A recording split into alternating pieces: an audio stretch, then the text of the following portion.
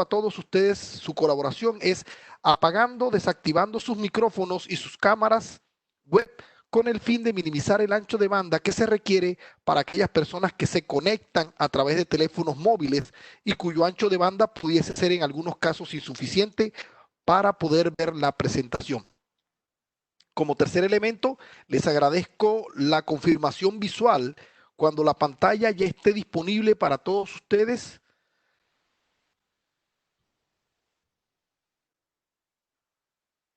Y que me confirmen vía chat si la pantalla ya está disponible. Perfecto.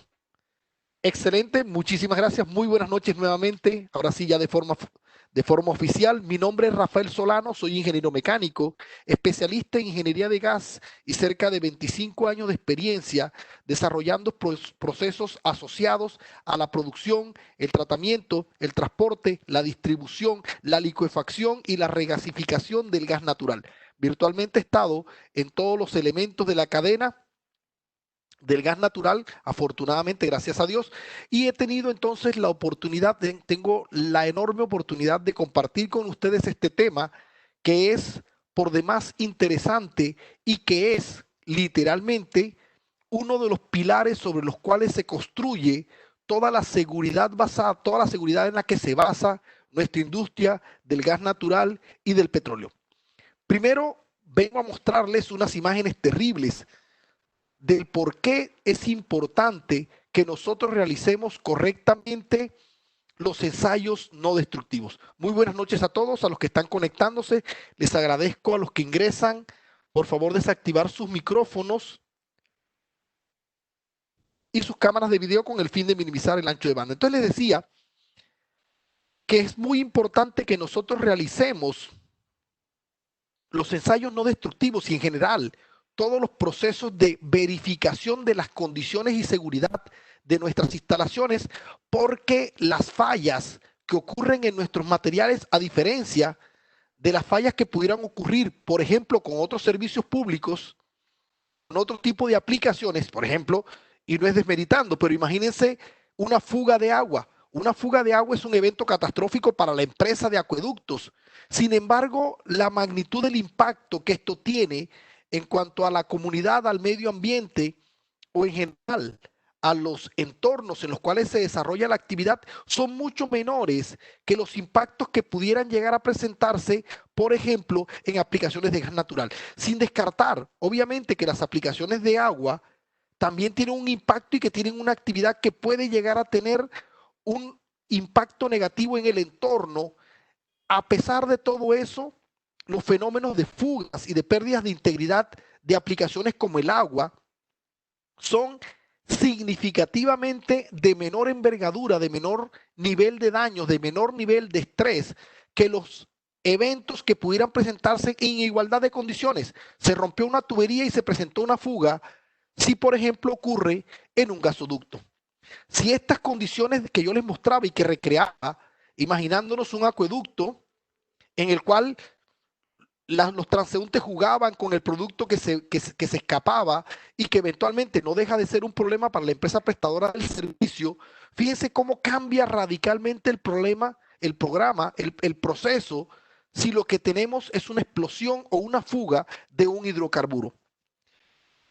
Cuando tenemos una pérdida de integridad, entendiendo por integridad la capacidad de los sistemas para contener la presión y soportar los esfuerzos para los cuales fue diseñado, obviamente, en nuestro caso, soportar las altas presiones de los sistemas de gas natural y las bajísimas temperaturas de los sistemas de LNG, entonces toma importancia realizar muy bien todo el tema de certificación, de ensayos y de pruebas, porque una fuga de nuestros productos manejados, hidrocarburos, gas natural, LNG, puede terminar derivando en unas condiciones mucho más críticas, y aquí he traído algunas de los eventos ocurridos en el pasado en el Perú. No todos estos fueron problemas de integridad.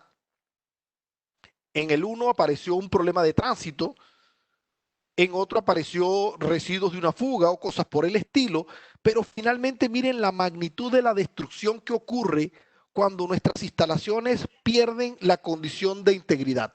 Entonces, mientras nosotros podamos garantizar la integridad, estaremos alejándonos de fenómenos tan terribles como estos. Aquí tenemos a nuestros amigos de Cálida intentando solucionar una fuga.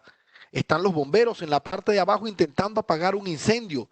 Están los amigos de Chilque intentando recuperar la operatividad de la planta después de que una fuga y una explosión terminaron derivando en un incendio de grandes magnitudes. Entonces, nuestros procesos de certificación, nuestros procesos de ensayo van orientados a revisar que nuestros sistemas sean realmente íntegros y que sean realmente íntegros porque la mayoría de los fenómenos y de los daños pueden llegar a ser evidentes bajo cierta óptica. Sin embargo, no todas las fugas, no todos los daños, no todas las pérdidas de integridad han sido generadas a partir de condiciones obvias, evidentes, sino que en algunos casos surgen de condiciones subyacentes del material, del proceso constructivo, de los procesos operacionales, de los procesos de puesta en marcha o en general de cualquiera de las 23, en algunos casos, amenazas a las que están sometidos nuestros sistemas de tuberías y de almacenamiento. Entonces, por ejemplo, en la fotografía es evidente que la fotografía de arriba algo no está bien. Inclusive se ve el desprendimiento, la pérdida de continuidad de algún tipo de metal. En la fotografía de abajo se observan algún tipo de ampolladuras que evidenciarían que algo no está bien porque esa pérdida de continuidad del material no es normal. Sin embargo, fíjense que empieza a volverse un poco más complejo identificar aquí si esta condición es normal o es anormal, si esta condición de oxidación es normal o es anormal. Y en la fotografía central, literalmente, de no ser porque tenemos la regla indicando la fisura longitudinal, literalmente no podríamos identificar a qué falla hace referencia esta fotografía. Entonces nosotros que operamos, que construimos, que diseñamos y que en general estamos embebidos en el entorno del gas natural, tenemos como herramienta para garantizar que nuestros sistemas operan, se construyen, se diseñan y en general tienen un ciclo de vida dentro de lo establecido y dentro de lo que se espera que la norma le permita, entonces nosotros lo hacemos siguiendo estándares. En el caso particular, por ejemplo, de los sistemas de LNG que operan a muy baja temperatura, entonces nosotros tenemos sistemas y tuberías de proceso. Y bueno, permítame, de vez en cuando voy a estar saltando con el resaltador para ir marcando los elementos claves. Por ejemplo, en este,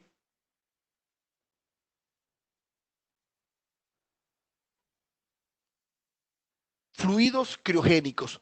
En nuestro caso, el ASME 31.3 establece los criterios que se requieren cumplir para poder diseñar, operar y mantener componentes, bueno, ensamblar inclusive, inspeccionar y probar los componentes de tubería, están por acá, los componentes de tubería de sistemas criogénicos, como lo es los sistemas de LNG. Pero no es la única norma que nosotros tenemos que cumplir. Temas de gas, los sistemas de líquidos, por ejemplo, los grifos que manejan gasolina, que manejan petróleo, que manejan en general hidrocarburos líquidos, también tienen que cumplir con una normativa. En este caso, la normativa aplicable es el ASME 31.4 y al igual que el ASME 31.3 establece todos los requerimientos para construir tubería de servicio, para construir todas las tuberías asociadas, por ejemplo, a servicios de agua, a servicios de aire, necesarios para poner en marcha todas las infraestructuras asociadas al transporte de hidrocarburos líquidos, incluyendo, por ejemplo, refinerías, incluyendo plantas de amonio, incluyendo plantas de almacenamiento y, en general, terminales que operen con hidrocarburos líquidos. Si nuestro producto es la versión gaseosa del LNG o es gas natural en su condición de producción, entonces nuestra norma de referencia es el ASME 31.8. El ASME 31.8, de la mano con otras normas, al igual que sucede con el ASME 31.3 y con el ASME 31.4, son normas que van de la mano llevándose un hilo conductor cuyo objetivo fundamental es garantizar que los sistemas tienen un ciclo de vida seguro y que pueden operar en condiciones seguras durante el tiempo en que todos estos sistemas están en la fase productiva. Inclusive las normas, las 3 normas que les he mencionado, incluyen un capítulo especial de las técnicas de abandono y recuperación de los metales cuando las instalaciones deben ser dadas por terminadas. Entonces, esto va con el ciclo de vida completo, desde el diseño hasta el desmantelamiento final de la infraestructura. Pero en el medio están normas como esta, normas que nos permiten a nosotros saber que las tuberías y que los procesos de construcción fueron realizados siguiendo, obviamente, estándares probados por la industria y cuyos resultados están más que validados. Nosotros queremos que no nos ocurra esto, y para que no nos ocurra esto, nosotros seguimos a los estándares. Siguiendo los estándares no significa que estamos impedidos de que nos ocurran eventos que nos superen y que no nos ocurran eventos que superen la integridad de nuestros sistemas. No, no significa eso. Lo que realmente significa es que tenemos una base para ir identificando dónde están los mayores riesgos potenciales y esos riesgos potenciales poderlos enfrentar con esta herramienta que es parte de nuestro ejercicio de hoy y que aparece reseñada, por ejemplo, en el ASME 31.8 como ensayos no destructivos, métodos, tecnologías y criterios de aceptación, así como también aparecen en el ASME 31.3 y aparecen bajo la sección del BPBC que está aquí, sección 5, exámenes no destructivos. Entonces fíjense que el hilo conductor de nuestras normas es ensayar y probar que nuestros componentes son seguros. Si nosotros pensamos en componentes, también tenemos que imaginarnos que una porción de los componentes son recipientes a presión. No solamente tuberías como aparecían en el fragmento, en las diapositivas anteriores, sino también recipientes a presión, porque nuestros componentes están sometidos a una serie enorme de amenazas. Entonces lo que nosotros debemos hacer es diseñarlos, construirlos, operarlos, pero sobre todo probarlos con métodos funcionales, mostrado su capacidad para detectar fallas. Y me voy a un ejemplo netamente automovilístico. Me gusta mucho usar los ejemplos de automóviles porque es muy fácil para todos de alguna forma intuitiva ingresar al concepto de vehículo. Imagínense que yo todos los días le tomase a mi vehículo un examen de peso. Tomo mi vehículo y lo pongo en una báscula. La pregunta es, ¿ese método está permitiéndome a mí garantizar que el vehículo funciona de forma que está operativo de forma práctica? Fíjense que a pesar de que yo todos los días estoy haciendo el esfuerzo de llevar el vehículo a la báscula, de obtener el peso, de comparar el peso del vehículo con el resultado del día anterior, el hecho de que yo esté haciendo este tipo de ensayo, de experimento, no mejora la confiabilidad de nuestro sistema. El hecho de que yo sepa cuánto pesa mi vehículo, 1.2 toneladas, 1.2 toneladas todos los días, no me está mejorando la confiabilidad. Eso es lo que sí ha logrado las normas ASME B31. Y en general, toda la industria del oil and gas que gira alrededor de las normas ASME, de las normas API, de los experimentos ASTM, de las normas NFPA, todas ellas están girando en busca de realizar los experimentos y los análisis que generen resultados. Entonces, después de un tiempo yo me doy cuenta que hacer el ensayo de pesar todos los días el vehículo no mejora la confiabilidad. Después que logro descartar que existe una relación causa-efecto entre el experimento que yo estuve realizando y el resultado que yo perseguía, en ese caso abandono esa práctica y empiezo a buscar otra práctica que sí me permita diagnosticar de forma oportuna cualquier tipo de falla o defecto. ¿Por qué? Porque los defectos pueden venir de muchísimas fuentes, de muchísimos orígenes, de diversas índoles, y a esas fallas, a esos defectos es que nosotros tenemos que apuntar. Por ejemplo, los componentes que nosotros tenemos pueden tener un defecto que sea propio de la fabricación. Y entonces el ASME B31 en general, ya sea a través de las normas de integridad como el ASME B31.8S, ya sea como parte embebida del ASME B31.3 o del ASME B31.4, ya sea porque viene a través de una norma API, sea porque viene a través de una norma API de la ASTM, ellos han identificado las amenazas. Y a esas amenazas las han cuantificado y las han dividido en grandes grupos. Para efectos prácticos de nuestros ensayos no destructivos, hemos identificado algunas amenazas y defectos que requieren el uso de técnicas de inspección o de ensayos no destructivos, como por ejemplo los defectos en la soldadura.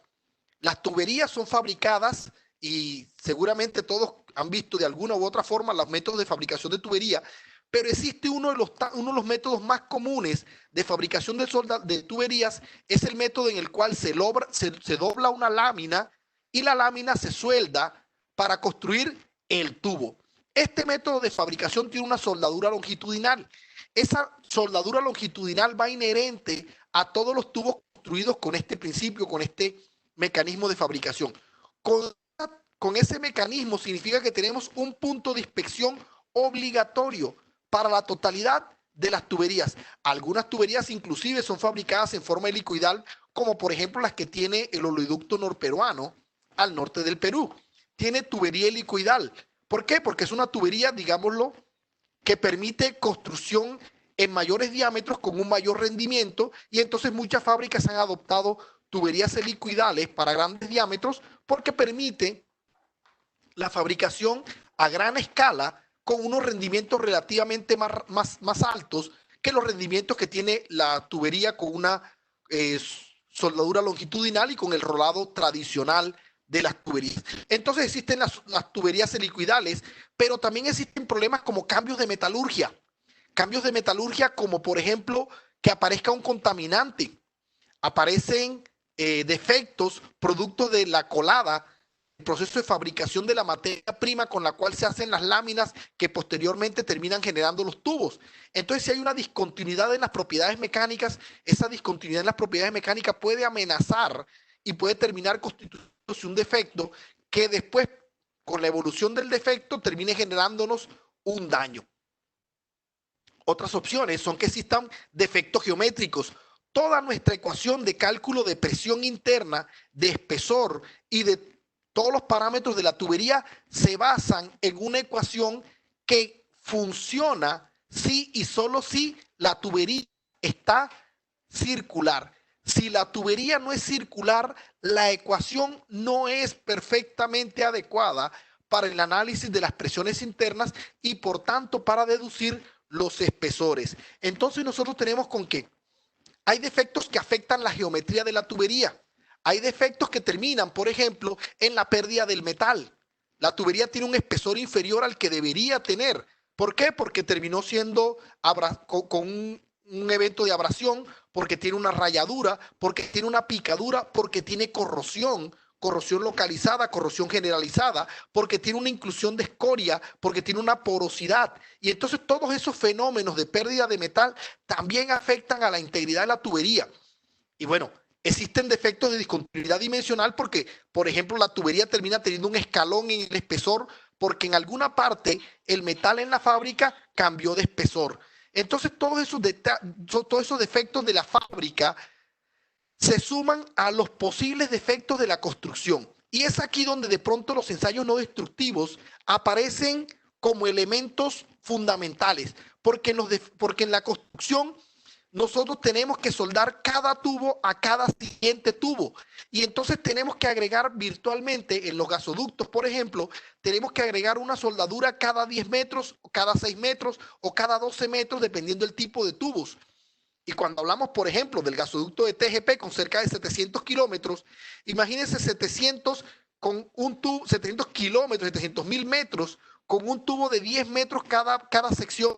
La cantidad de soldaduras que hemos incurrido es realmente enorme. Y si cada soldadura es un factor de riesgo, es una amenaza, donde pudiera aparecer un defecto que termine derivando en un daño, entonces a cada soldadura hay que hacer una radiografía o un ensayo no destructivo equivalente que nos permita garantizar que dicha soldadura está funcionando y está haciendo lo que debería hacer. También existen daños mecánicos. Las tuberías en campo pueden terminar golpeadas, pueden terminar arañadas, pueden terminar con algún tipo de maltrato, y ese maltrato termina generando, eso es una amenaza, pero termina generando un defecto, y si ese defecto supera cierto nivel de proporciones, podría terminar en un daño mecánico. En algunos casos, los daños mecánicos pueden ser involuntarios. ¿Por qué? Porque el operador, sin querer, lo rozó con la herramienta y terminó haciéndole una rayadura a la tubería.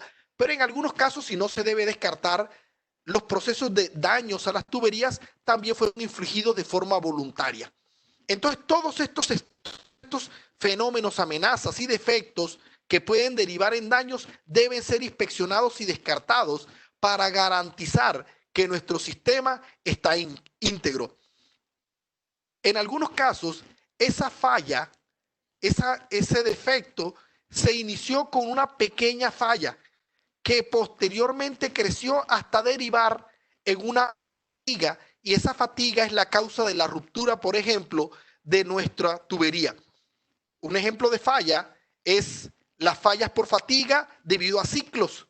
Los equipos que están cerca de un compresor tienen fallas por ciclos de vibración. Entonces, nuestros métodos de inspección en general deben ir a perseguir todos esos tipos de defectos, de fallas, de daños y de amenazas antes que se terminen convirtiendo en una ruptura o en un daño general.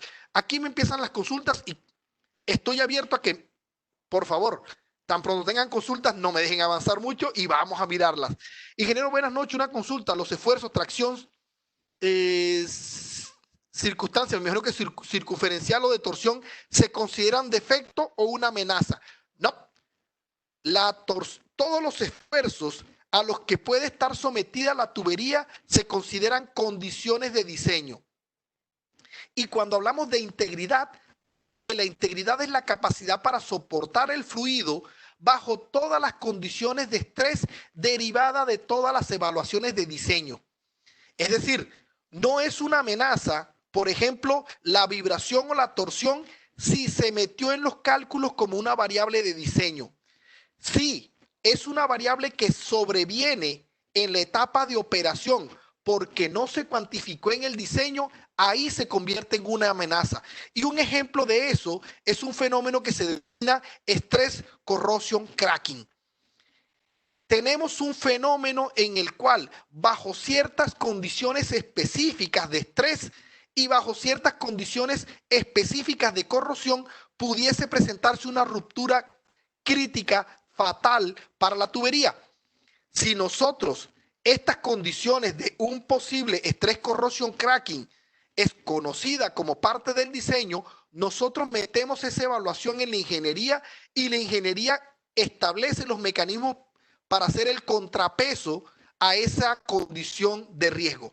Si el riesgo se presenta en condiciones, digamos, si la amenaza, por llamarla de alguna manera, si la condición de estrés se presenta en la etapa de diseño o de ingeniería, es una condición requerida que el diseño corregirá.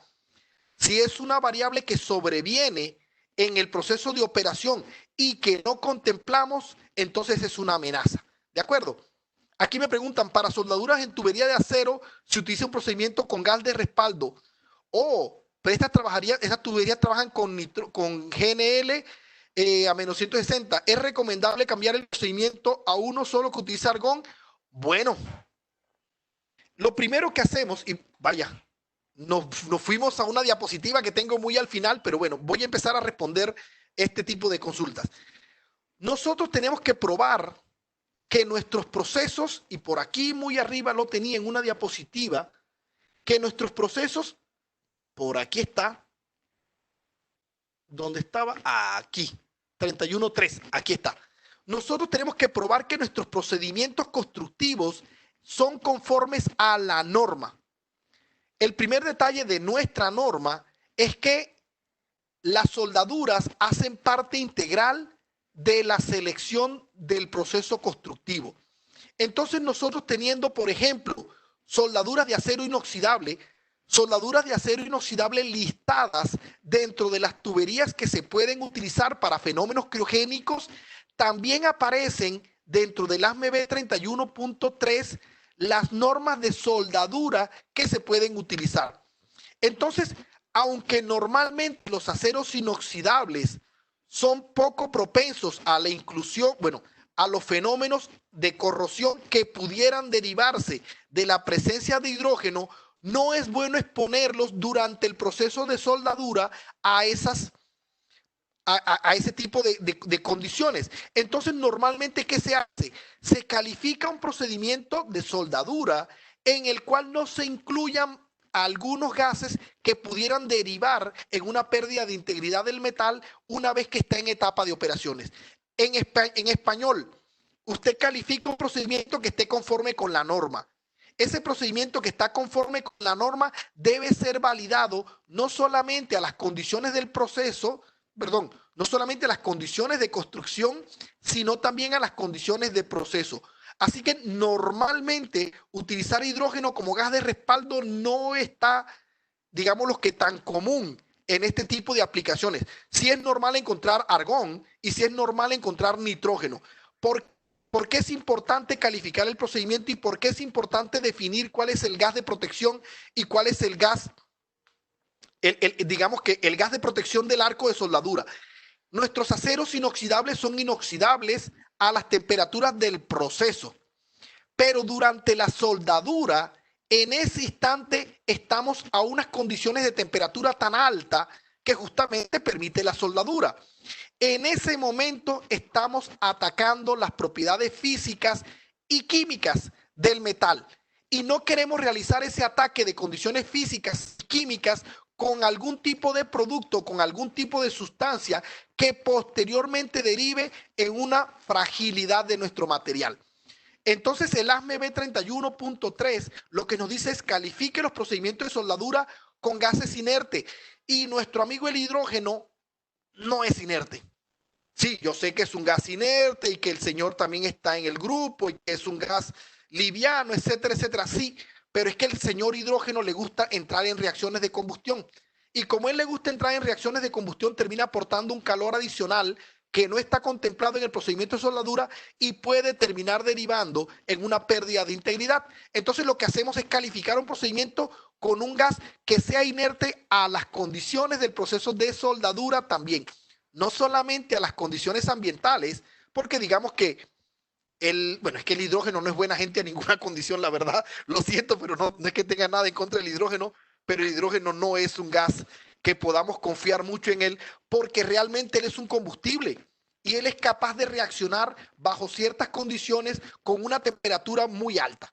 Él tiene una temperatura de flama bastante importante y en un proceso de soldadura de arco protegido con un gas inerte, él aporta un calor adicional que no está contemplado normalmente en los procesos de construcción. Entonces, lo ideal es utilizar, por ejemplo, argón, muy normal en los procesos de soldadura, y nitrógeno, ya sea para hacer las cámaras o para el gas de aporte que se aporta como pantalla. Entonces nosotros, en nuestro ejercicio de construcción, volviendo por acá, ¿a dónde íbamos?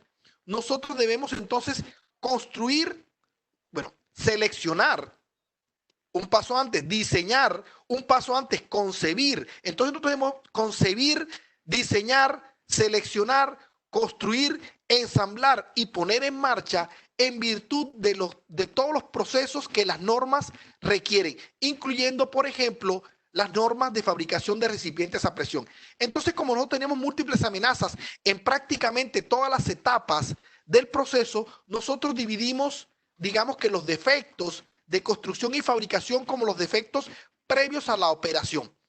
Todos estos defectos previos a la operación, en los que están los defectos de fabricación, que son responsables del fabricante de la tubería, digámoslo así, los defectos de fabricación son responsables del fabricante. Los defectos de construcción son responsabilidad del EPCista, por poner dos actores, dos grandes actores, el fabricante y el EPC. Los defectos asociados a la fabricación se pueden rastrear hasta la fábrica. Y es ahí donde entonces el fabricante toma extremadas precauciones para garantizar que los productos, bueno, si es una fábrica decente y que tiene un estampe, que sus productos no salen al mercado hasta que han cumplido con todas las evaluaciones. Sin embargo, los defectos de construcción muchas veces derivan en defectos de operación. Y como la construcción y la operación son fenómenos que va el uno a continuación del otro, entonces pudiese ocurrir, y es aquí donde está el riesgo, que los defectos de construcción terminen escondidos como errores operativos y entonces no se pueda rastrear el error hasta el constructor para hacerlo responsable por los daños. Normalmente, digamos, la responsabilidad de los tubos de la fábrica o de los componentes termina cuando la fábrica los entrega al transportador. La responsabilidad del transportador termina cuando le entrega los componentes al EPCista. La responsabilidad del EPCista termina con la prueba hidrostática o con la prueba neumática y el secado. Y la responsabilidad del operador empieza desde allí hasta que termine el ciclo de vida. Entonces, si se fijan, el operador termina llevándose consigo la responsabilidad de muchos años de defectos que pudieron haber sido causados en fábrica o durante la etapa constructiva. Para que él no se lleve ese lastre de la responsabilidad de los defectos que no son su culpa, es que se inventaron los ensayos no destructivos. Bueno, en general los ensayos, los destructivos y los no destructivos, porque el operador finalmente, que asumamos que el operador es el dueño del sistema, el operador finalmente quiere que a su sistema se le hagan los ensayos destructivos, digamos que neutros y no destructivos. Un ejemplo de ensayos destructivos, todos los procesos de certificación de material. Para certificar la tubería, el fabricante tiene que sacar una porción del material de construcción, por ejemplo la lámina, llevarla a un laboratorio y romperla. Eso es un ensayo destructivo, porque la probeta no sale viva, no sale buena después de ello. Ese tipo de experimentos son ensayos destructivos. Otro ejemplo, las pruebas de impacto. Tomamos la probeta, la golpeamos y miramos cuánta energía se disipa en el golpe y entonces sabemos si la probeta o el material en general tiene o no tiene la resistencia al impacto que se le pide por norma. Pero ¿y qué hacemos con los defectos de construcción? Con los defectos de construcción hacemos dos paquetes de ensayos. Un paquete de ensayos que son los ensayos no destructivos, donde están todos los elementos que van, bueno, donde están muchos de los elementos que vamos a intentar cubrir en la presentación de hoy.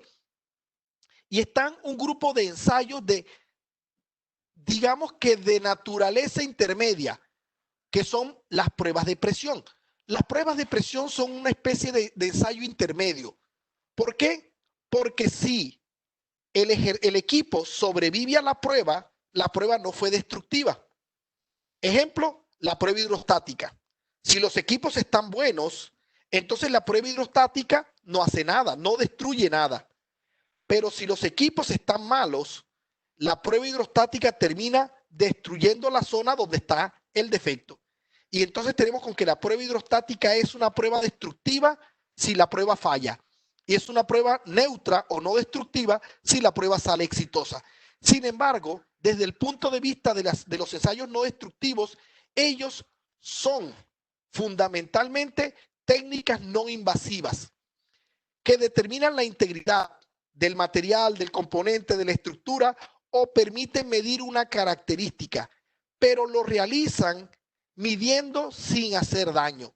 Y eso es la definición de los ensayos no destructivos, medir sin generar ningún tipo de daño. Por ejemplo, nosotros vamos a probar que el material tiene 3 milímetros de espesor. Utilizamos el equipo que está en la pantalla y medimos. Si el equipo tiene 3 milímetros de espesor, el equipo nos arroja la lectura y dice 3 milímetros. Pero si el equipo no tiene 3 milímetros de espesor, el equipo nos arroja la lectura y finalmente el material queda igual. No le hemos hecho daño alguno, ni lo hemos alterado en sus propiedades ni físicas, ni químicas, ni mecánicas.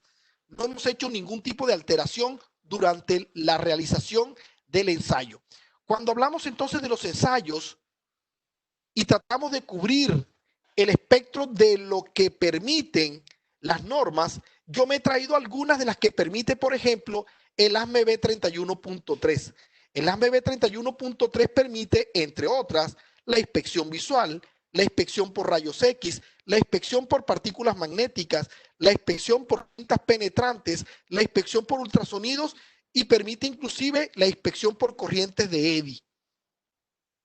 Todos estos tipos de inspecciones que permite la norma van orientadas a, valga la redundancia, identificar algún tipo de defecto o de propiedad mecánica o de propiedad química en algunos casos de los materiales.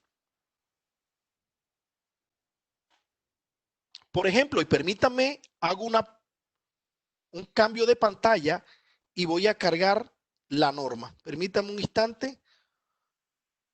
Pongo el ASME 31.3 en pantalla para que miremos justamente esa tabla porque se ve mucho mejor. Permítanme, pongo todo.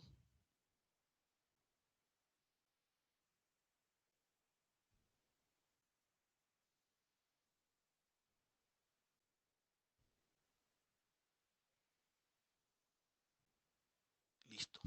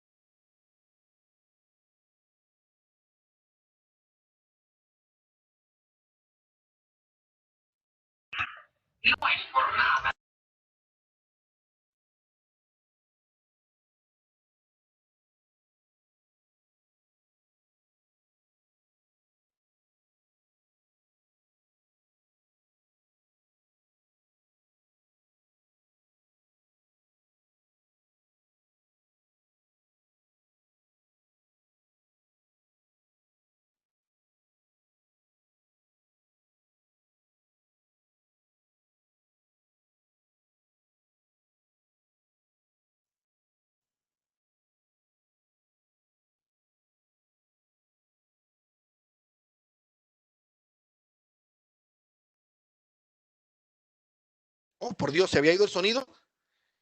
Listo, gracias. Les decía, cada tipo de ensayo tiene un alcance y un grupo de parámetros que puede detectar.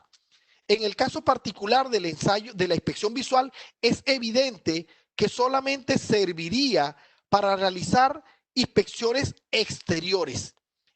Inspecciones exteriores a la parte, a los componentes en la etapa de fabricación, de selección, de montaje, de construcción, inclusive las etapas de soldadura, las etapas de doblado, por ejemplo, los procesos de atornillado, los procesos de montaje, los procesos de ensamble, todos pueden ser susceptibles de una inspección visual. En este método de inspección visual, sin embargo, el alcance, gracias Gustavo, el alcance de qué se debe inspeccionar, cómo se debe inspeccionar, está regido por la sección 5, bueno, en realidad por el artículo 9 de la sección 5 del BPBC. El BPBC, que significa el Código para Recipientes a Presión y Calderas.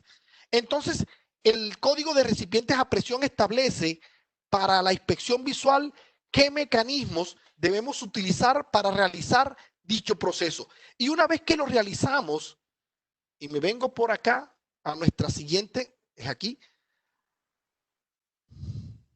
Una vez que lo realizamos, la inspección visual nos dice qué tipo de defecto puede evaluar.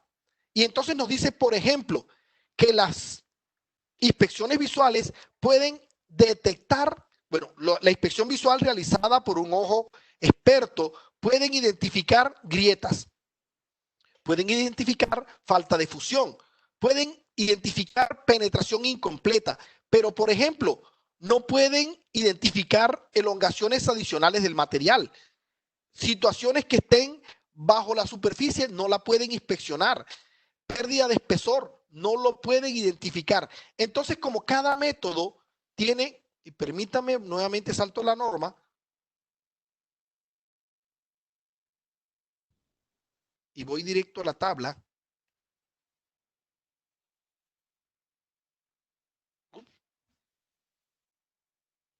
Aquí es una coma, esto es un punto.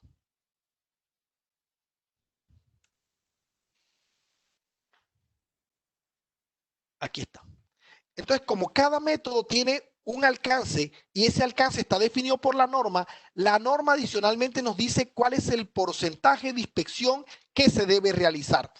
Todo esto es parte de nuestro ejercicio buscando, digámoslo así, mejorar la confiabilidad y la seguridad de los procesos de oil and gas. Bueno, los procesos de gas natural de LNG, en este caso del LNG, porque estamos hablando del ASME B31.3 para esta diapositiva en particular, donde el objeto es los sistemas que operan a muy baja temperatura. Entonces, esto es una parte del ejercicio. ¿Qué otra parte del ejercicio tenemos nosotros que garantice que los procesos de inspección, que los procesos de operación van a realizarse en condiciones seguras? Pues entonces realicemos la construcción en condiciones seguras. Para garantizar que nuestros procesos de construcción se realizan en condiciones seguras, nosotros utilizamos, por ejemplo, la calificación de soldadura y la calificación de soldadores, que era justamente una de las preguntas que teníamos precedente. Entonces nosotros calificamos un procedimiento de soldadura que sea conforme con la norma. El procedimiento de soldadura que se califica tiene que estar de acuerdo con la norma de operación que va a regir el sistema posteriormente. Entonces, por ejemplo, si nosotros tenemos un sistema que opera con gas natural, debemos calificar los procedimientos de soldadura basados en principios que estén avalados por el ASME B31.8. El ASME B31.8 a su vez nos dirá que los procedimientos de soldadura y de inspección deben ser realizados de acuerdo con el API 1104. El procedimiento API 1104 a su vez nos dirá que los procedimientos de soldadura tienen que realizarse de acuerdo con unos protocolos, por ejemplo, de AWS. Y estos procedimientos de AWS finalmente nos dirán que los procedimientos de soldadura deben ser inspeccionados por un profesional calificado. Y es aquí donde iba a llegar. Porque no es cualquiera el que puede realizar la inspección. Como les decía, nosotros hacemos la inspección visual de la radiografía. Y no es lo mismo la inspección visual realizada por mí que la inspección visual realizada por un experto. Entonces un experto podrá ver cosas que yo no veo, pero también un experto podrá entender que es válido cierto tipo de desviaciones que para mí eran inaceptables. Y entonces es aquí donde aparece la necesidad de formar a los profesionales que van a realizar los ensayos. En el caso particular del Perú, se ha adoptado que las certificaciones de inspectores esté conforme con la asociación, bueno, con la Asociación Americana de Ensayos No Destructivos, la ASNT. Esta certificación que se obtiene con una equivalencia americana es una certificación válida en el Perú. Entonces, esa certificación que es válida en el, bueno, que es con alcance internacional, es válida en Perú porque el Perú ha adoptado en gran medida las normas americanas como normas nacionales, ya sea a través de los decretos supremos o en algunos casos a través de normas técnicas peruanas, algunas NTP. Y bueno, ¿para qué nos sirven entonces nuestros amigos certificados del ASNT? Pues nuestros amigos nos sirven, por ejemplo, para realizar el más común de los métodos de inspección. Este método más común de los métodos de inspección utiliza, por ejemplo, lupas, microscopios, espejos, aparecen 2 veces las lupas, las cámaras de contraste simple, las cámaras de contraste ampliado, los boroscopios, los sistemas robóticos, aparecen drones, ahora se están utilizando inclusive drones para hacer la inspección visual, en algunos casos la inspección visual de tanques de gran envergadura. Entonces, cuando se tiene que hacer inspección visual de tanques de gran envergadura, ahora ya se están utilizando drones.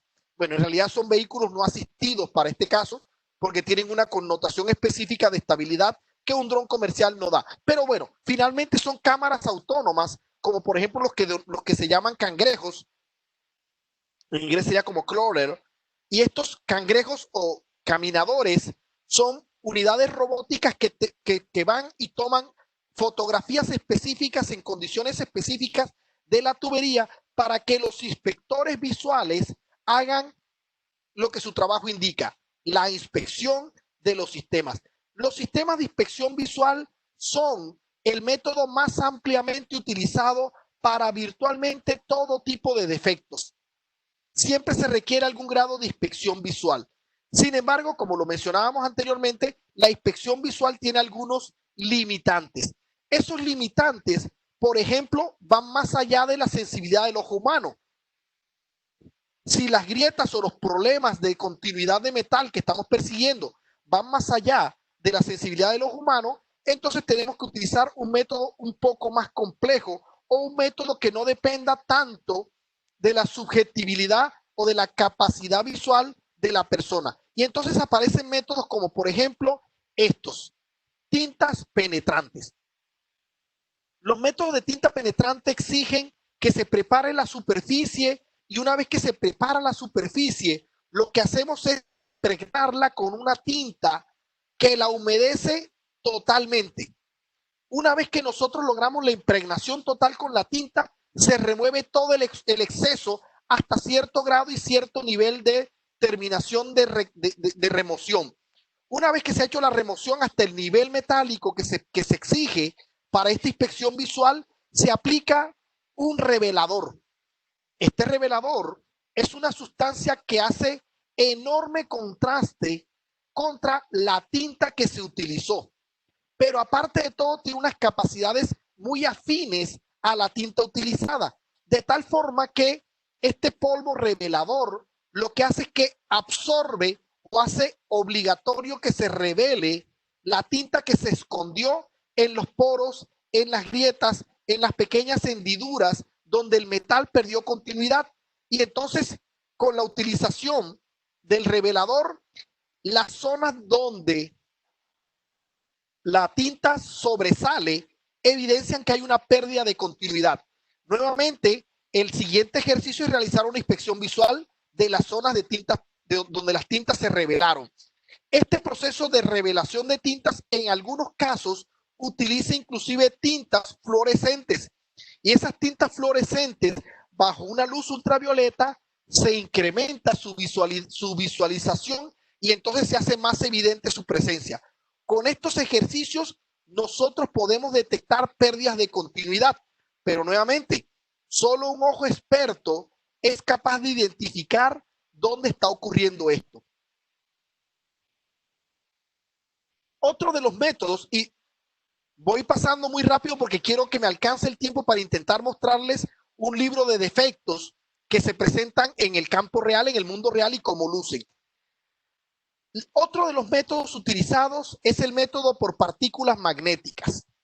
El ejercicio teórico detrás de la inspección por partículas magnéticas es casi tan simple como el de tintas penetrantes. La tinta penetrante busca los puntos más, las fisuras más delgadas para esconderse, y cuando se hace la remoción del exceso de tinta, a pesar de nuestros esfuerzos por remover toda la tinta, aquella tinta que logró esconderse en las fisuras, en las grietas, en las cárcavas que se presentan dentro de la soldadura o dentro de la continuidad del metal o la superficie, quedan escondidas hasta que el revelador las muestra. Este proceso, digamos que exige impregnar la tinta y descubrir dónde la tinta quedó escondida.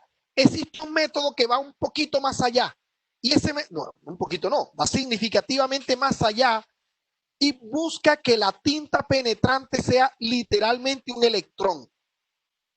Literalmente un electrón, ¿por qué? Porque lo que estamos haciendo es generando un campo magnético sobre la superficie. Al generar un campo magnético sobre la superficie, cualquier pérdida de continuidad del metal, por muy pequeña que sea, genera, no sé si han experimentado partir un imán en dos. Toman un imán, cualquiera de los parlantes, lo parten y automáticamente quedan dos imanes. Pero si usted intenta unir el imán nuevamente, no se pega por donde se rompió. Literalmente acaban de crearse dos nuevos polos. Y esos dos nuevos polos donde usted partió el imán son necesariamente polos opuestos.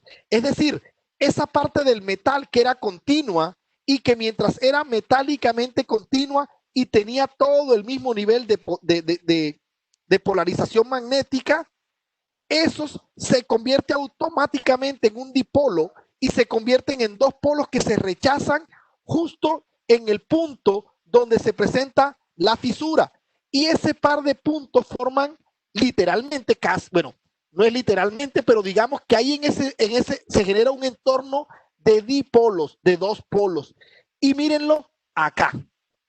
Aquí en esta fisura se acaban de enfrentar dos polos, un polo norte y un polo sur, cuando en términos generales el polo norte estaba aquí y el polo sur estaba acá. Pero como aquí se rompió, entonces este sistema quedó norte-sur acá y quedó sur-norte aquí. Miren que aquí en esta zona se acaba de crear una zona de dos polos, sur y norte. ¿Y cómo explotamos ese fenómeno donde hay dos polos exactamente ahí en la zona de discontinuidad? Pues entonces lo hacemos generando una capa, agregando una capa generosa de polvo de hierro. Pudiera ser polvo de hierro o cualquier otra partícula magnética, digamos que certificada. Y queremos que sea certificada para que no se polarice y no haga su trabajo de irse a los puntos de pérdidas de continuidad. Hoy por hoy, ese polvo de partículas magnéticas inclusive puede ser fluorescente. Y entonces, bajo la lupa o bajo la luz especial de una lámpara, pudiera terminar con que esos puntos donde las partículas magnéticas encuentran esa discontinuidad metálica se puedan revelar inclusive, quitamos esto, se puedan revelar inclusive magnificadas por el proceso. Y entonces mírenlo acá.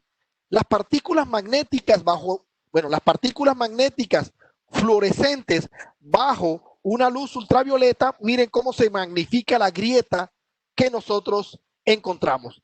Esto es uno de los avances que han tenido las inspecciones no visuales. La adición de luz negra, la adición de luz ultravioleta, la adición de sustancias fluorescentes, porque todas estas han permitido generar condiciones en las cuales es mucho más fácil detectar las discontinuidades. Un ejemplo más, cuando se hace la inspección por partículas magnéticas, y aquí aparecen obviamente magnificados los defectos porque a simple vista no se encontraban, fíjense que una vez que se revelaron los defectos y se aplicó y se aplicó el procedimiento completo, las fisuras se resaltan porque las partículas magnéticas son de alto contraste contra el material base. Y entonces fíjense que fisuras que de no haberles mostrado la parte de abajo no hubiesen identificado en dónde están. Bueno, en parte porque la escala se mejoró un montón, pero aparte de todo porque la tinta, las partículas magnéticas lograron revelar con un mayor contraste lo que era un defecto de bajo contraste, un defecto de baja posibilidad de observación. Otro de los métodos, y disculpen que voy medio a la carrera, primero porque el tiempo es muy corto y segundo porque en serio quiero mostrarles algunos defectos de los que se presentan en el mundo real. Otro de los métodos, y aquí está, el método que todo el mundo suele relacionar con los ensayos no destructivos, la inspección radiográfica. La inspección radiográfica consiste fundamentalmente en, primero, cargar una fuente de alta intensidad. Necesitamos una fuente que tenga la capacidad de emitir algún tipo de rayos, algún tipo de particulado de altísima intensidad suficiente como para atravesar el metal. En el caso particular del ejemplo que tengo a la derecha, aparece la radiografía sobre dos manos. Bueno, sobre una mano, sobre las dos manos, no sabría. Creo que sí son las dos manos. Sobre las dos manos, tratando de identificar una fractura o una fisura en un hueso. ¿Cómo funciona la radiografía? La radiografía funciona porque tiene una fuente, y aquí aparecen diferentes versiones comerciales de la fuente que genera los rayos. Entonces aparecen las fuentes de cobalto, aparecen las fuentes de las gammagrafías, las fuentes de rayos gamma, todas estas dentro del paquete de fuentes de alta intensidad. Estas fuentes de alta intensidad intentarán atravesar totalmente el material hasta estrellarse contra una placa que es sensible a la radiación. Si las partículas, al intentar atravesar el objeto que estamos evaluando, se encuentran con condiciones muy densas, entonces las partículas de alta energía pierden energía y cuando impactan a la placa sensible a la radiación, entonces impactan o en menor cantidad o no impactan. Esas zonas que no se impactan quedan blancas. Las zonas donde sí se impactan muchísimo con la radiación quedan negras. Y entonces las zonas de más alta densidad aparecen como blanco más brillante o como más claras dentro de la radiografía. Por ejemplo, dentro de esa radiografía se observa claramente el contorno de la carne, porque la carne es mucho menos densa que los huesos y entonces las partículas atraviesan mucho más fácil el tejido carnoso, la piel, y logran impactar en más medida a la placa sensible. Y entonces por eso la radiografía termina teniendo unas zonas oscuras que son donde impactó totalmente, negro. Donde impactó parcialmente aparecen zonas grises y donde definitivamente no pudo prácticamente impactar, entonces aparecen zonas blancas. Se revelaron esas zonas en la radiografía. Nuestro objetivo entonces para hacer una radiografía de un ensayo radiográfico a cualquier tipo de material o de proceso de soldadura consiste en interponer la fuente y la placa de revelado, meter la pieza en el medio. Entonces lo que hacemos es eso, ponemos la pieza que queremos inspeccionar entre la placa de revelado y la fuente. ¿Y qué vemos? Pues vemos cosas como estas. Cuando nosotros teóricamente imaginamos que existe una porosidad, esa zona de porosidad es una zona que tiene tan baja densidad, porque es un poro, es literalmente aire, y entonces en ese poro las partículas atraviesan mucho más fácil y por tanto terminan siendo más oscuras, perdón, más oscuras que la condición regular del metal. Y miren cómo aparecen en una soldadura unos poros, aparecen como unos puntos intensos negros. Caso por el contrario, aparecen las zonas donde hay concavidades. Entonces las zonas donde hay concavidades terminan generando algún tipo de dureza adicional. En esa zona de dureza adicional termina generándose una zona donde el metal que se aportó terminó teniendo una contracción térmica. Esa contracción térmica termina siendo literalmente un templado. Ese templado termina endureciendo el metal y por tanto le hace más difícil a la radiografía atravesar. La gran ventaja es que no tenemos literalmente que volver a deducir todo de si es oscuro, qué significa, si es claro, qué significa, si es lineal, qué significa, porque de tantos experimentos realizados para realizar radiografías, ya existen manuales completos que interpretan todas las radiografías y todos los defectos típicos que se pueden encontrar en las pérdidas de continuidad de los metales. Otro método de inspección es el denominado corrientes de Eddy, también conocido como método de Foucault, y aparecen 500.000 de métodos comerciales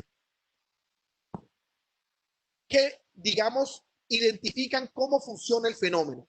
Básicamente funciona muy similar al principio de operación de las partículas magnéticas, excepto que esta vez no son partículas magnéticas las que estamos intentando que revelen el defecto, sino que estamos utilizando corriente eléctrica. Bueno, en realidad es un campo magnético, el campo magnético con un conductor que es demasiado técnico, pero básicamente es un campo magnético y un conductor, y ese campo magnético y el conductor generan una corriente de Eddy, una corriente parásita, y esa corriente parásita fluye de forma uniforme por el metal hasta que encuentra una discontinuidad, y en esa discontinuidad se presenta una alteración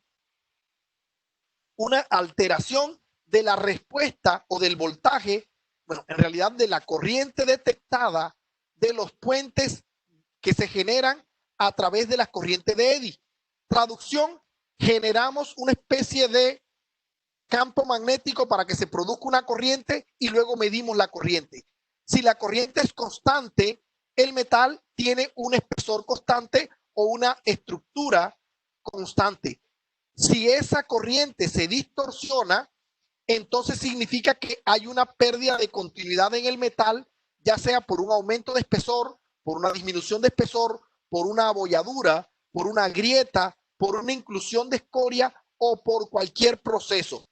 La gran ventaja de los métodos de inspección por corriente de Eddy es que hay muchísima matemática detrás de esto, y hay sistemas, digamos que algoritmos que logran interpretar estas diferencias de corriente y generan en la mayoría de los casos una imagen casi que 3D del defecto. ¿Se utiliza para qué? La inspección por corriente de Eddy se utiliza para la inspección, por ejemplo, de tubing. La mayoría de tuberías de acero inoxidable de bajo diámetro se inspecciona con sistemas de inspección por corriente de Eddy, como aparece, por ejemplo, en la figura de arriba. Ventaja, respecto a las partículas magnéticas, este método funciona incluso en tubería de cobre, porque en tubería de cobre, de bronce o de acero inoxidable no podríamos utilizar partículas magnéticas. Pero podemos utilizar rayos X, por supuesto que sí, pero dado que los materiales de acero inoxidable son materiales mucho más duros, la fuente requerida para atravesarlos es también una fuente de mayor intensidad. Y todos sabemos lo que sucede con la radiación y los seres humanos, y la exposición de la radiación a los seres humanos no es que sea lo más benévolo de todos los fenómenos que tenemos en la industria. Entonces nosotros tenemos procesos en los cuales tenemos corrientes de Eddy reemplazando procesos de inspección por radiografía, por rayos X o por gammagrafía. Y esto lo sabe perfectamente la norma. Entonces la norma, el ASME B31.3, bueno, y en realidad el BPBC capítulo 5 admite la corriente de Eddy como método para inspección de tuberías y tubing, incluyendo materiales de acero inoxidable, como les decía, y materiales no ferrosos. porque conductor eléctrico sí es el cobre, pero no es conductor magnético. Ahí está la gran ventaja de la corriente de Eddy respecto, por ejemplo, a las partículas magnéticas y obviamente respecto a los rayos X, porque los rayos X implican la exposición no solamente a una fuente de alta intensidad, sino que eventualmente expone al operador a tener que operar, valga la redundancia, con un sistema con un nivel de protección más alto. Entonces, la corriente, los métodos de inspección por corriente de Eddy son admitidos por la norma, pero al igual que todos los métodos aplicables, tienen unos criterios de aceptación, porque puede ser que vea defectos que no derivan en daños posteriores al sistema. Y vamos a mirar, porque quiero cubrir esta parte. Nosotros tenemos en otro de los métodos, es la inspección por ultrasonido. La inspección por ultrasonido que hoy la hay patentada virtualmente por, digamos, tantos fabricantes de tecnología que cada uno ha logrado aprovechar y explotar un poco, ha intentado aprovechar un poco más la tecnología de producir ecos con ondas de alta frecuencia. Entonces, cuando tenemos ondas de alta frecuencia, tenemos con las ondas de alta frecuencia la capacidad de lanzarla contra el metal y esas ondas de alta frecuencia rebotan literalmente contra cualquier cosa que tenga el metal por dentro. Si el metal tiene una grieta o una fisura, las corrientes generan un eco, bueno, las ondas generan un eco contra esa interferencia y luego el palpador recoge la información del tiempo, por ejemplo, que le tomó a la onda ir y volver, pero también es capaz de capturar la diferencia en frecuencia, la diferencia en dispersión, la diferencia en amplitud, la diferencia en periodo, la diferencia en longitud de onda. Y cada uno de estos fenómenos puede ser explotado como un principio para inspección. Por eso se dice que la inspección por ultrasonidos va literalmente a reemplazar a todo el resto de métodos de inspección. Adicionalmente, existe una enorme matemática detrás, una enorme cantidad de procesos de cálculo que permiten transformar los resultados del eco de las ondas de ultrasonido en incluso imágenes tridimensionales. Acá me pasan una pregunta, dice, ¿por qué las normas y los códigos de API 1104 y el ASME 9 y el AWD, bueno, el D11 es para estructuras, ¿no? ¿Por qué utilizan criterios de aceptación diferentes? Y ejemplo, la sobremonta se usan diferentes criterios de aceptación. Vamos acá, vamos a tratar de responder un poco de los criterios de aceptación basados en varios, digamos que, principios. Y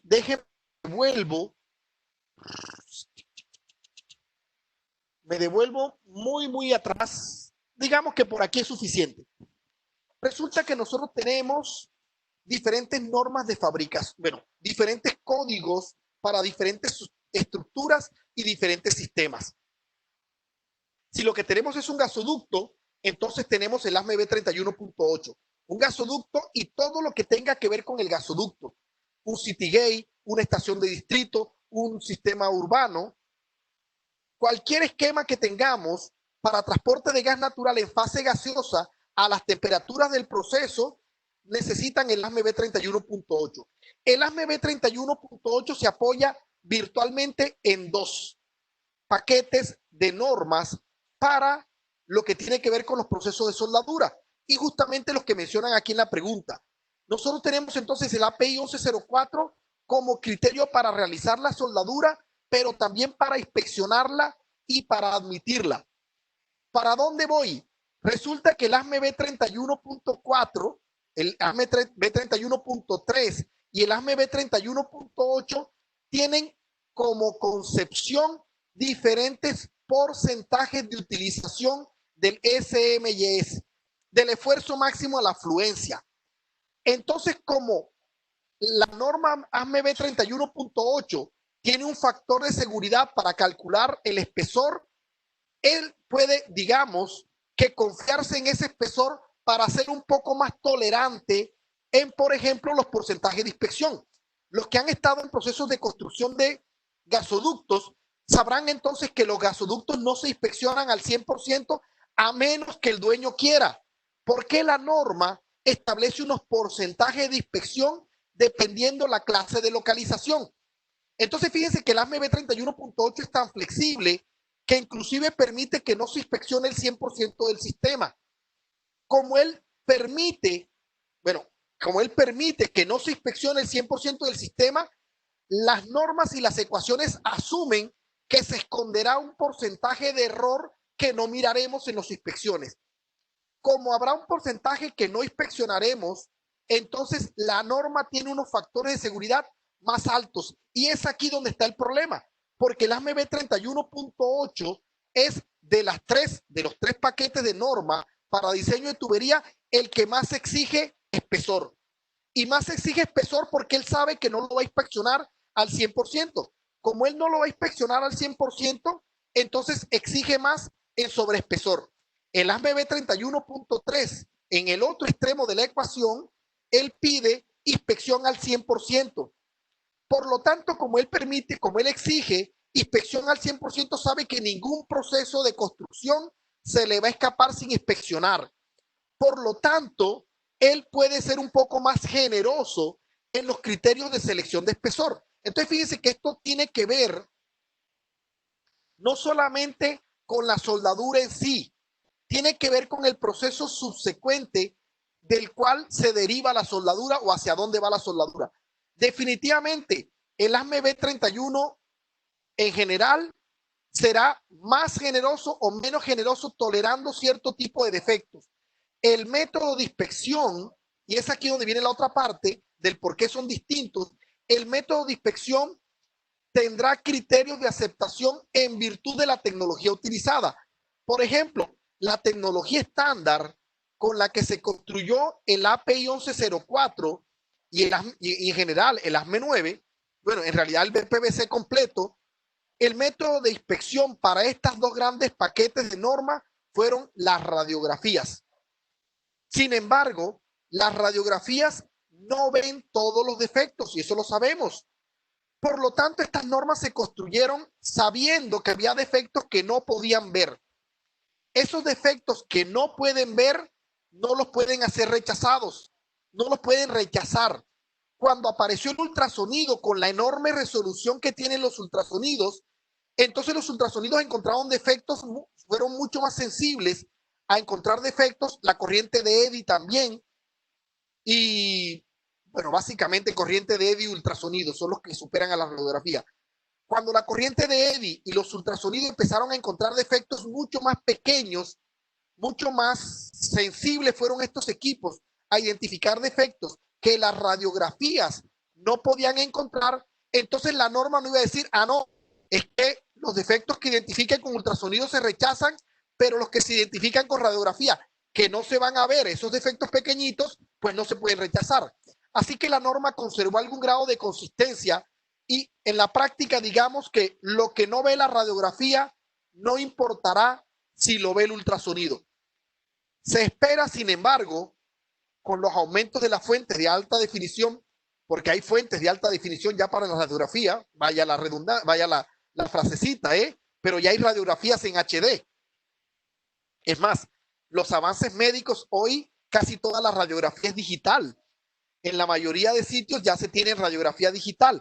Y entonces con la aparición de la radiografía digital, no solamente para procesos médicos, sino también para procesos industriales, la radiografía está intentando, o está por lo menos llegando, a alcanzar a identificar los mismos grados de defecto.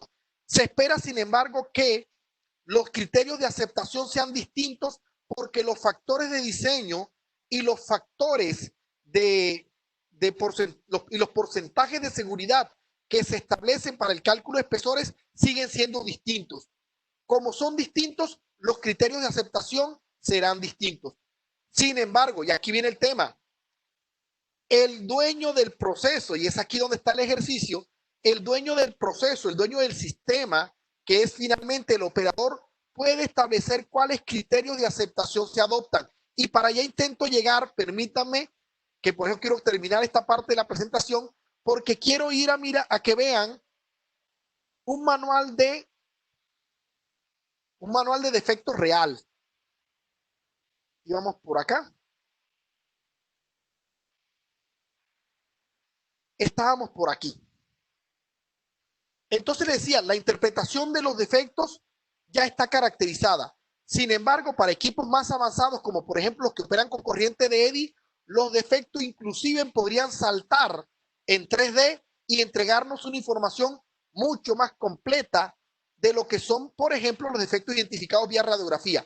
La radiografía se interpreta.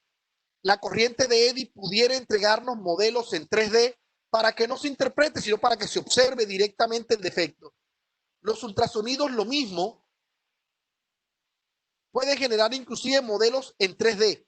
Y bueno, aquí está un ejemplo de lo que son los modelos de 3D generados a partir de inspección por ultrasonido. Los modelos de inspección por ultrasonido tienen muchísimas ecuaciones detrás, como les decía. Ahí me encanta mucho la terminología que utilizan los que diseñan los sistemas de inspección por ultrasonido, porque inclusive ellos hablan de que utilizan transformadas de Fourier para poder evaluar las ondas y las dispersiones y poder convertir esas dispersiones en modelos en 3D.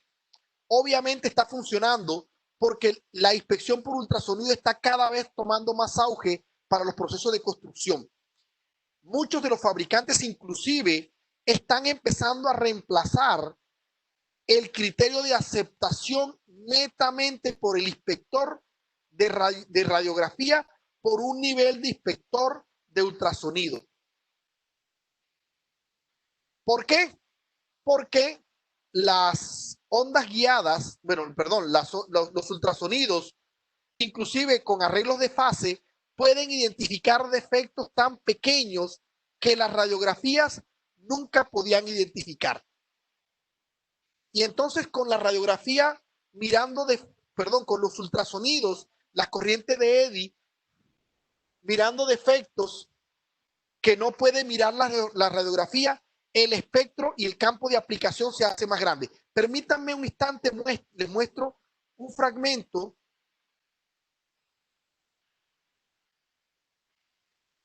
Les muestro un fragmento por acá de defectos reales en un manual real. Y entonces les decía, vamos a mirar aquí, y entonces aparecía esto. Los defectos identificados y cuál método los detecta. Y eso es una de las ventajas de los manuales. En este caso, este operador del sistema identifica cuáles defectos considera él que son admisibles y cuáles no. Esos defectos que son admisibles para el operador o que no son admisibles para el operador, él los tiene caracterizados e identifica mediante qué método. Está por aquí, aquí está. Entonces identifica mediante qué método se puede observar y durante esos métodos qué criterio de aceptación se puede utilizar. Y entonces él invoca, y permítame, me regreso al ASME.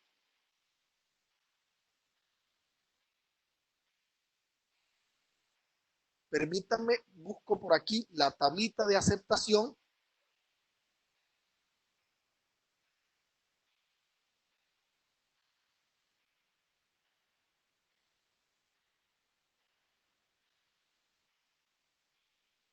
Permítanme, les muestro.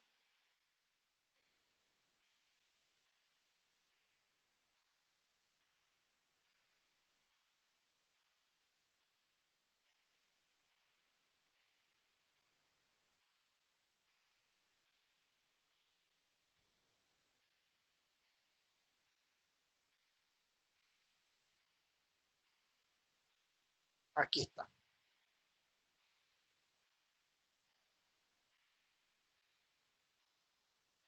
Listo, aquí está nuestra norma.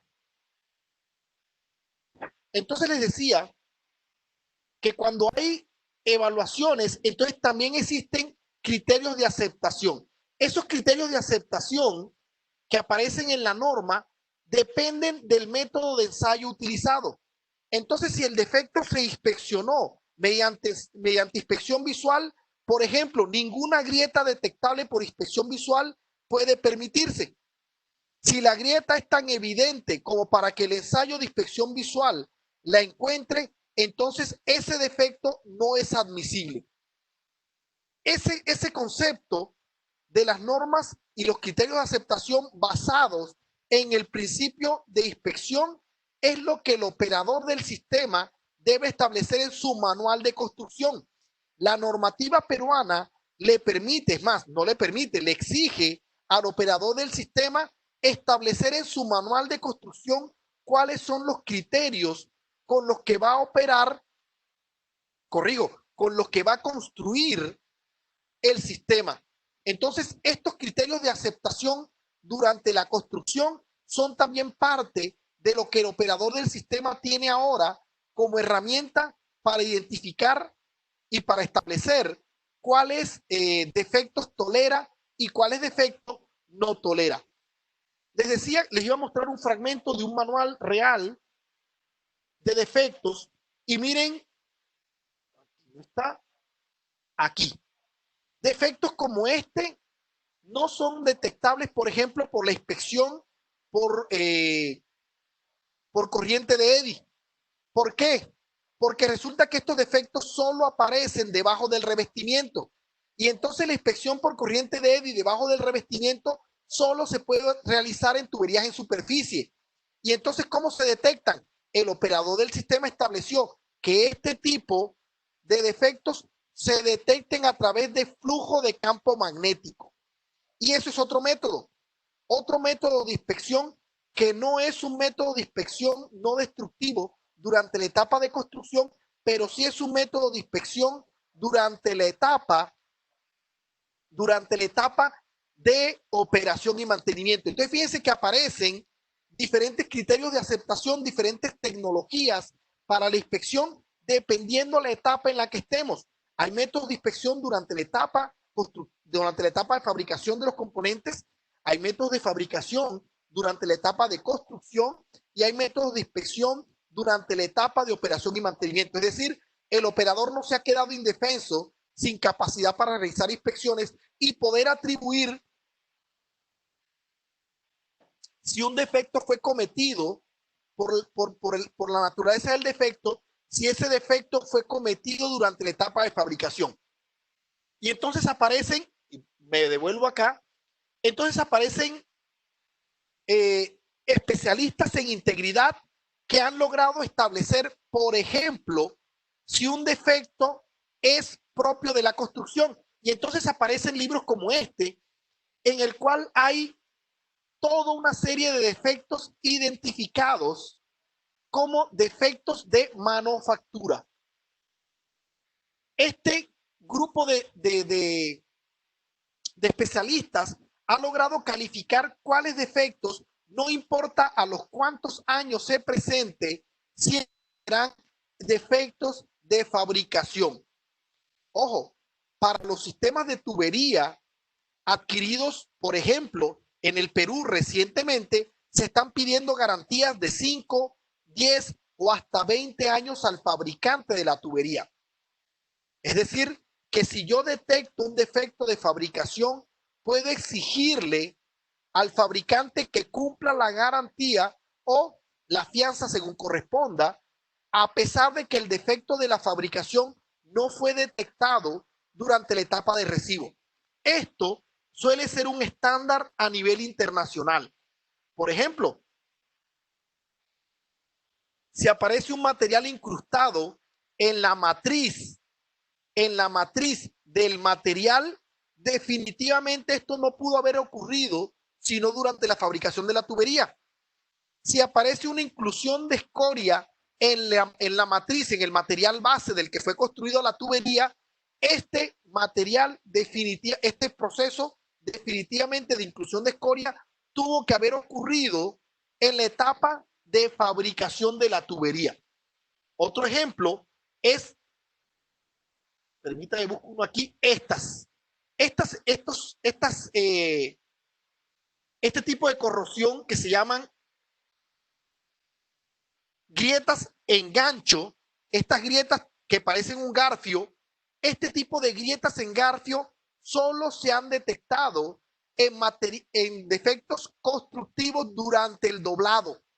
Durante el rolado de la superficie, durante el procedimiento de fabricación del tubo, este tipo de grietas solo aparecen durante la etapa de doblado de tubería. Como este tipo de grietas solo aparecen durante el doblado de tubería, no importa en qué etapa de la vida del sistema yo la detecte, este tipo de falla será necesariamente un defecto de fabricación. Permítame, me brinco. Aquí están otras. Esto es un defecto operativo. Todos los defectos marcados en verde en este libro son defectos que ocurrieron debido a la operación. Y entonces, si el operador detecta errores de este libro marcados en verde, son errores que son debidos a su propia operación. Entonces, eso es lo que quería de alguna forma mostrarles, que hoy por hoy los operadores basados en los ensayos no destructivos, ultrasonidos, MFL, que es la nueva tendencia para la operación de sistemas que ya están en línea, corrientes de Eddy, evaluaciones externas, evaluaciones internas, han permitido identificar y trazar los defectos más allá de la etapa de construcción y obviamente en la etapa de operación y mantenimiento, que es lo que nos interesa. ¿Qué nos faltó cubrir? Por Dios que nos faltaría cubrir, y fíjense que nos gastamos hora y media tratando de explicar algunos criterios. ¿Qué nos faltó cubrir? Nos faltó cubrir el tiempo de dispersión, nos faltó cubrir las inspecciones ultrasónicas automáticas, nos faltó cubrir un poco más del phase array, nos faltó cubrir el PMI. El PMI es otro ensayo no destructivo, se los voy a mencionar muy a la carrera, pero básicamente es un espectrómetro de masa versión láser, por decirlo de alguna forma. Este equipo que aparece aquí arriba, como esta pistolita que está aquí, este equipo lanza un grupo de haces de frecuencia contra el metal. Y los expertos han descubierto que cada metal devuelve las ondas enviadas con una frecuencia dispersada distinta. Y entonces con esa dispersión de frecuencias, el equipo es acero inoxidable, porque el cobre responde de otra forma, porque el acero al carbono responde de otra forma, porque el acero de alta aleación responde de otra forma. Entonces estos equipos PMI, que son ensayos no destructivos, permiten realizar la identificación positiva de materiales y entonces nos permiten identificar qué tipo de material es, a pesar de no tener a mano el certificado. Esto no reemplaza los certificados de fabricación de las tuberías, ni mucho menos, pero permite confirmar que lo que el certificado dice luce como lo que está en campo.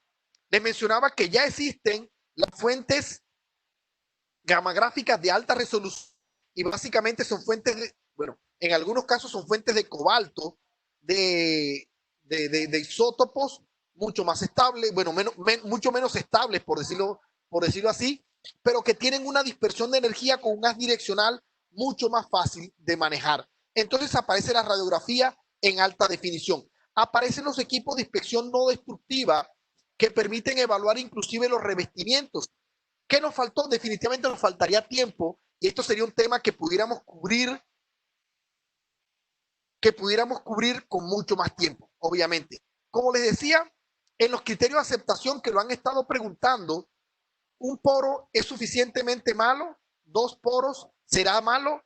¿Cuántos poros son suficientemente malos como para rechazarlos por completo? Y entonces las normas nos establecen qué es aceptable y qué no es aceptable. Con figuras como esta, como referencia, que se llaman criterios de aceptación para un tipo particular de defecto.